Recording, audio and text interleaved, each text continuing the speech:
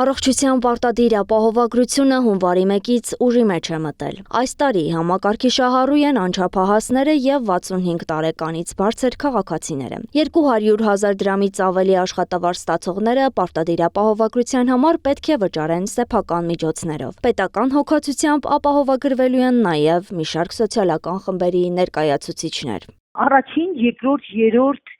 կարգի հաշմանդամություն ունեցող եւ ֆունկցիոնալ սահմանափակում ունեցող քաղաքացիները նույնպես մտնում են այս փուլում։ Ես խոսում եմ այս փուլի մասին, հիմա 2026 թվականի մասին։ Նրան ներառվում է նաեւ այս խմբերի մեջ մտնում է նաեւ ընտանեկան նպաստի 28 եւ ավելի բալ ունեցողները։ Ըստ առողջապահության նախարար Անահիտ Ավանեսյանի հունվարի 5-ի դրությամբ համակարգում գրանցվել է 2285 այց։ Եթե չգիտեմ ինչ թիվ եք ասում, բայց նախարարը նշում է, որ այդքան այց գրանցվել է, շատ ուրախ եմ։ Դա հերթական անգամ փաստում է այն մտավախությունը, որ մարդիկ ուղղակի սպասում էին, որ ապահովագրություն լինի եւ